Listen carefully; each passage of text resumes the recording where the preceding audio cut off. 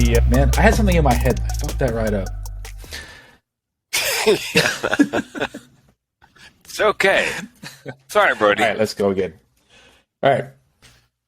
Today we have a very fun interview for you guys. We have the mental health comedian. He's written jokes for Jay Leno. He's been on the circuit for a long time. We have the funny man himself, Frank King. Welcome to the show. Woo! Woo! How are you, man? How you doing? I am cooler than the backside of the pillow, baby. I gotta ask, man. Suicide, depression, and a comedian.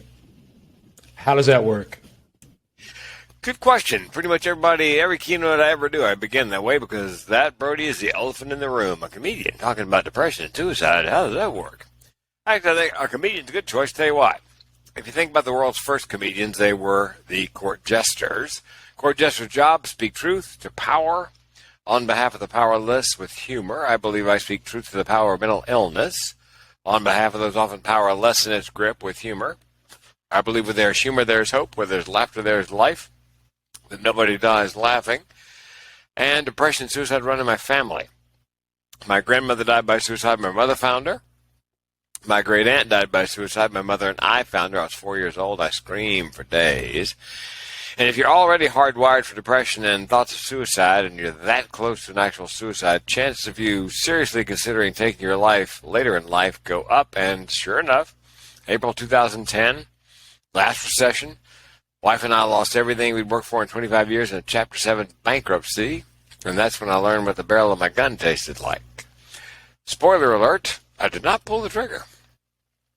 I'm glad you didn't pull the trigger, but that's a pretty dark story you got there. And the fact that you've actually turned that into something positive to actually make people laugh. I common stories like this of people that actually hide their depression and their anxiety through humor. You look at the Robin Williams of the world, spent his entire life making people laugh, but on the inside, like, he was just the most unhappy guy on the planet. I think he's living with bipolar, actually, although he never talked about it out loud. He joked about his substance abuse disorders, treatment and recovery at length, but never a mention of depression, thoughts of suicide. It may have been because, Brody, if you're going to make a movie in L.A. or wherever, the production company buys a life insurance policy on you in case you die of any reason, any cause during production, so they can recover their costs. If you tell the life insurance agent you've been having thoughts of suicide, they might not be in a hurry to write that life insurance policy for you. So that may be why he hid what I believe was bipolar disorder for his entire life. I hid it, Brody, until I was 55. Oh, wow. I came out of the mental health closet on my first TEDx stage. My wife didn't know, my friends, my family. I came out as depressed and suicidal. And when my wife was going to play the YouTube video and it posted, I said, wait a minute, don't hit play yet. I want to tell you about half a dozen things you don't know about me that I don't want you to learn for the first time on that video. Oh, wow. So people with mental illness are good actors. I've got a Screen Actors Guild card for a reason. We tend to cover things up to save others. Don't want to be a burden. What are they going to do anyway? So let's take a step back. Let's look at your history prior to you thinking about taking your own life. Like, when was the first time that you thought, not even when you were diagnosed with depression, but like, when did you actually think, like, something isn't quite right with the way that I'm thinking? I was in my first marriage. It was in 1984, I do believe, January 84. Driving down Highway 163 South in San Diego about 5 in the afternoon. I was married and miserable, although she was a lovely woman. I was selling insurance, great business, but not for me, and I was miserable. And I was not doing what I believed I was born to do, which was stand-up comedy. I wasn't going to open mic nights. And I realized if I didn't change something and fast, sooner rather than later, I was going to kill myself. So my second thought was very empowering. Wait a minute. I can divorce my wife, quit my job, try comedy. If it works, great. If it doesn't, hell, I can always kill myself. So that's the subject of my fourth TEDx talk, Suicide, the Secret of My Success, Dead Man Talking.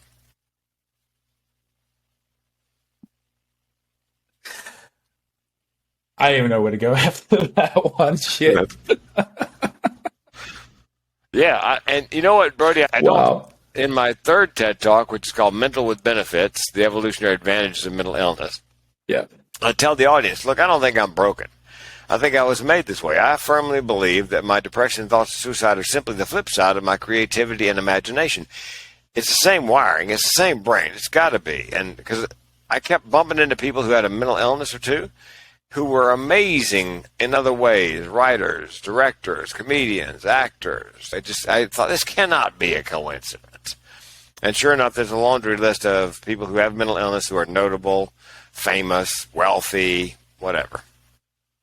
So you think that your mental illness that you had was more based on your biological makeup rather than the situations that you're in or your environment? Oh, yes, very much. Up until the time of the bankruptcy, that was a whole different story. My depression was never situational. I was most depressed in some of the best times in my life.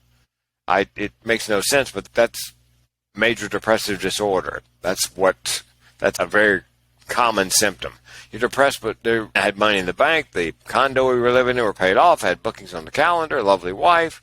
It's just everything was going swimmingly. I wanted to jump off the bridge. So you didn't have any of these thoughts when growing up as a kid or as a teenager? You weren't feeling like you're depressed or down, or the family history even? You didn't think that something might have been a little bit off there? I wasn't really aware of my family history. I knew at some point that my grandmother died by suicide. I didn't have any conscious memory of discovering my great aunt because it was so horrific. And I'll share it with you if you like, but warn your listeners that if you're easily triggered, we're going to cover something that could raise strong emotions. You might want to go to the bathroom for a minute and a half, come back. My mother couldn't reach my great aunt on the phone, and given my grandmother's history and our history of mental illness, my mother got very worried, so she bundled me into the car at 4 years old, drove over to my great aunt's apartment, let ourselves in, nothing out of place till we got to the kitchen, and then all the food that should have been in the refrigerator, the milk, the butter, the eggs, the cheese, was on the counter. And Brody, it wasn't a modern refrigerator. This is 1960. It was an old Loctite with a latch. The old avocado ones? Yes. Yeah. Whatever ones. If you crawl in and pull the door to behind you, you cannot get out. And that's what my great aunt had done. She decided to end her life. She crawled in the refrigerator, pulled the door to behind her, and apparently at some point changed her mind and tried to claw her way out. Whoa. My mother, not realizing this, me hanging onto her skirt tails, walks over and swings the refrigerator door open. My great aunt falls out and pins me to the floor. We are face to face, and her face is frozen in that last moment of terror. And the family created a legend, a myth, that they were told if Frank ever asks, you say, when your mom opened the door, your great aunt was sitting there in the refrigerator serenely with her hands folded in prayer. And in 2012, I repeated that story to a cousin of mine who's 10 years older, who was well aware of what had happened. And he goes, wait a minute. Serene, folded in prayer, my ass, the old bat fell out on you. And it all came rushing back, Brody, from wherever it had been hidden and walled off. All of a sudden, I was there again. I have so many questions here. So during this period of time, were you seeing a therapist, and did this story ever come up? No, I've never seen a therapist. I am self-diagnosed. I co-wrote 4 books on men's mental health with 2 co-authors, a psychologist, Dr. Sally Spencer Thomas, and a therapist, Sarah Gare. And I didn't realize what I was living with was major depressive disorder and chronic suicidal ideation until the 3 of us were chatting over coffee one day, and I'm describing my symptoms, and and they allowed us how, Frank? Those things have a name. Yeah, you're crazy. So I got classic symptoms. Let me give you an example. Chronic suicidal ideation for me and people in my tribe means that suicide's always on the menu as a solution for problems large and small, a coping mechanism. My car broke down a couple of years ago. I had 3 thoughts unbid. Get it fixed, buy a new one, or hell, I could just kill myself. That's chronic suicidal ideation. Now, the upside of telling that story every time I speak, Brody, every time I've spoken since 2014, there's been at least one person in the audience who has chronic suicidal ideation, and invariably they do not know it has a name. that it's a thing. They think they're just some kind of freak and completely alone. And a young woman came up at a college presentation, said, "Thanks for your keynote." I said, "You're welcome." She said, "But I got to tell you, it made me weep." I said, "How did it make you weep?" She goes, "You know your story about the car? Get it fixed, buy a new one, kill yourself?" I go, "Yeah." She goes, "I've been having those thoughts all my life. I didn't know that had a name. I thought I was some kind of freak and completely alone. And when I heard you say that out loud, I realized for the first time in my life that I am not alone, and I wept." There's a little ROI for you. So, how does that make you feel when actually someone comes up to you after a show and actually relates to what you're actually saying to them, and they have that feeling where they're not alone anymore? Oh, it's extremely therapeutic for me. It's happened over and over. Every time I keynote, Brody, I set aside half hour, 60 minutes. I tell them, "Look, we're going to do some general Q&A. And if you've got a question or a story you want to share or whatever you don't want to share in front of everybody else, I'll hang out until we've all talked individually." And sometimes there are 2 people, and sometimes there are 10 that want to talk. So because what happens when I speak and I'm vulnerable, guys don't normally talk about these kind of things. So for a guy to go up and say, "I'm nuttier than a squirrel turd," it allows other people to give voice to their feelings and experiences without worrying about recrimination. So they've told, most of the conversations start like this, Brody: "I've never told anybody this." Well, I get that a lot because they know that I get it, not at an academic level, it's a visceral level. We hear the same music. We've been through the same situations. So if you watch my audience when I start talking, and I get to the part about a gun in my mouth, you can see the mentally ill people, a quarter of the people in the room, generally 25%, lean forward, thinking, "Oh man, the guy gets it." And you can see the neurotypicals lean back, "Oh dear God, a gun in his mouth." So and I speak for both groups. I speak to the mentally ill, very relatable, and I speak to the neurotypical and try to decode for them what's going on in the mind of somebody who is living with mental illness. I give a metaphor, analogy, I can't remember. There's a Greek god named Sisyphus, and Sisyphus gave fire to man. That was his big crime. And so Zeus sentenced him to roll a rock up a hill every day. And the idea was if he get the rock over the top of the hill, he could retire. But as luck would have it, every time he got the rock near the top of the hill, it'd roll back down to the bottom. I tell the neurotypical folks, that's what mental illness is like. Every morning when you wake up, there's a rock in the hill. Some days the rock is small, the hill's not so steep. Some days the rock is a boulder, and the hill is Kilimanjaro. But every day, without fail, there's a rock in a hill. And my job is, for anybody who hears my voice, the sound of my voice, when they wake up the next morning, I want them to be able to move that rock. So I do some of my talk for the people who live with mental illness and some for people who care about them and have no idea, can't figure out what's going on. So when you're doing these shows and you're making these jokes about suicide and depression, do you get obviously you're relating to the people that do have mental illness, but what about the percentage of people that might take offense to the things that you actually say, some of your jokes? Do you get that often? No, as a matter of fact, because here's the thing about comedy, Brody. In comedy, you can joke about any group to which you belong. So I have 2 mental illnesses. I can joke about people with mental illness. I've had a gun in my mouth, so I can joke about suicide. And I really don't tell jokes. Let me give you an example. I tell funny stories from anecdotes. I'm doing a keynote. I mentioned that I put a gun in my mouth. I didn't pull the trigger. And a friend of mine was there. And he comes up afterwards. He goes, "Hey, man, how come you didn't pull the trigger?" I said, "Hey, man, could you try to sound slightly less disappointed?" That's the kind of thing. No, not really jokes. A guy called the other day, Brody. He says to me, "I'm sorry I'm calling you late. I didn't mean to leave you hanging." I let that, and then said, "Do you want to rephrase that?" Oh, my God. Oh, my God. Yeah, and what I'm attempting to do there, Brody, is to reduce the stigma. Because people have an idea what mental illness looks and sounds like. And they're sitting there in the audience looking at me, wrote jokes for Jay Leno for 20 years, been doing stand-up comedy full-time for 35, obviously got my whatever together, at least outwardly it would appear. And so it's like cognitive dissonance. They can't hold what they formerly believed mental illness looked and sounded like in the same brain with what they're observing on stage at that moment. So it helps to reduce the stigma and so forth, to see me up there doing that. Let's go back. Let's talk about when you had the gun in your mouth and you didn't pull the trigger. What stopped you from pulling the trigger? I was just practicing, see if I could do it. I put the gun in my mouth and pulled the hammer back. And it was loaded with what they call federal hydroshock hollow points. So if I'd pull the trigger, there's no coming back. 3 times as many women attempt suicide as men. Men tend to complete more often because they use a firearm. I knew when I put the gun in my mouth, Brody, that I had a life insurance policy that was $1 million. That's why I put the gun in my mouth. I believed I was a burden to my wife and I could fix that.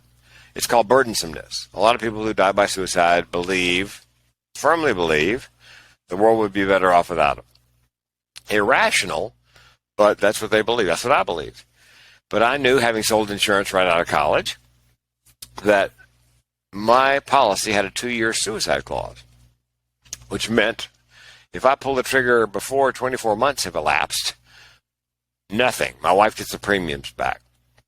If I pull the trigger at 24 months and a day, she gets $1 million. So I called my insurance agent, and we're chit-chatting away. And hey, man, how long have I had that policy? He goes, I don't know. So I'll check. I can hear him clacking on the keys on the computer. He comes back on, then it hits him. I'm not calling, he realizes, to find out when the policy is fully in effect. I'm calling for permission to kill myself. So he goes, don't do it. It's 22 months. You've had it 22 months, and don't do it. So I had to wait 2 months to kill myself, Brody. So my life insurance policy actually saved my life because I couldn't pull the trigger. I couldn't leave my wife brokenhearted and broke. So what happens when you got to 24 months and 1 day? You know, I wasn't marking them off the calendar. I don't recall. I think what happened was things got a little bit better. The bankruptcy went through. The harassing phone calls from the creditors stopped. And maybe acceptance set in. Okay, we filed Chapter 7. We've lost everything. We got to move on. And so it was like fighting the tide, moving on, but we did. That was 12 years ago. And we began our recovery. And my wife stuck with me. A lot of times a bankruptcy will blow up a marriage, or either blow it up, Brody, or drive you closer together. And so it drove us closer together. And so she had to go to work full time because she'd been my chief of staff as a speaker and comedian. She had to go to work full time because we had to have health insurance. In the United States, somebody's got to have a real job in health insurance.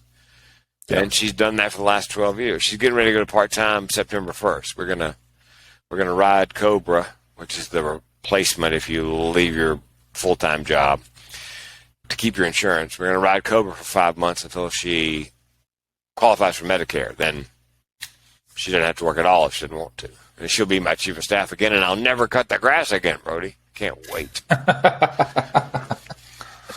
So you're writing jokes for Jay Leno for the earlier part of your career. What made you decide I'm going to be a comedian in the mental health space? You could have gone any direction. You could have been a Seinfeld, or you could have been Dave Chappelle. What made you do this? I had a number of keynotes, funny keynotes. I have a networking keynote. I've had 2 aortic valve replacements, a double bypass, a heart attack, and 3 stents. I have 25 minutes of cardio comedy. I have a motivational, inspirational speech. But I wasn't really pushing those. What happened was, after the recession, Brody, when speaker bookings came back, because they dropped off about 80% during the recession, when they came back, the meeting planner said to me, Frank, listen, we can't pay you $5,000 anymore just to be funny for 45 minutes. You got to teach the audience something. I'm like, what am I going to teach them? I got a book from a friend of mine named Judy Carter. Judy Carter. If you're listening to this and you want to be a speaker and you want to know what story you should tell, get Judy Carter's book. It's called The Message of You, Turning Your Life into a Money-Making Speaking Career. Man, talk about a specific subtitle. So I went into the book, Brody, thinking I got nothing. And then halfway through, I thought, oh, my gosh, I've got a story. You know, my family's crazy. I'm crazy. I came close to killing myself. If I got some training and certifications in suicide prevention, I could keynote on that. So I did. I got several certifications in suicide prevention training. And then I realized in the speaking business, they say you need to pick a lane. So I picked the lane of suicide prevention speaking. I still would do a motivational speech if somebody wanted it and wanted to pay me for it, but I don't market it. I just have it. I was going to only market suicide prevention. And what I tell my speaker coaching clients is you need to figure out who your ideal client is. And my ideal client is somebody who has an annual meeting, which screams association. They got people coming to the meetings. They got money. They can pay your fee. They use outside speakers like me. And here's the number one. It's the linchpin. Brody. They have a desperate need to hear what you have to say. So I selected 6 of the top 10 at-risk occupations for suicide. Dentists, veterinarians, physicians, attorneys, agriculture, and construction, by the way, is the number 1 at-risk occupation for suicide. 1,000 people die every year by accident in construction. Roughly 5,000 die by suicide in construction every year. That means you're 5 times more likely to jump off the building than fall off it. So that's, I picked a lane, suicide prevention speaking. I found half a dozen ideal clients, because I tell my speaker coaching clients, our long game is that you are no longer a speaker. I'm sorry, you are no longer a commodity as a speaker, just another speaker on this topic. We want to make it so that when somebody goes looking for the topic you speak on, they come looking actually for you. They don't want just any speaker on that topic. They want you. Long game, but that's our ultimate goal, is you become a thought leader and expert in that category, and you are sought after to speak. Okay. So you're doing a lot of these tours. You're doing all these keynote speeches. What is your favorite story to tell the audience? I was speaking in Cincinnati to a construction company. I was on site, 180 construction workers. I did my talk. And as I said, it gives people permission to come up and give voice to what they've been going through. So I turn around, and there's a black guy, probably mid-20s, standing there in front of me, and he's crying in front of all of his mates. And he's crying so hard he can't speak. So I give him a minute to gather himself. And when he can speak, he says to me that he's having trouble sleeping. He hasn't slept for 2 days. He's working on the 5th floor, and he thinks about jumping off every day because 3 people close to him had died in the last year by violence, including his daughter, who died in his arms. And, of course, he's never told anybody this. Not the guys he works with, not HR, not his friends or family that were unaware of it. And he told me. So I called the guy over from Human Resources, and I said, look, you need to take him by the hand and take him straight to a mental health facility for evaluation and maybe medication, because he's circling the drain. He's close. So that's my favorite. My goal, Brody, is to save a life a day.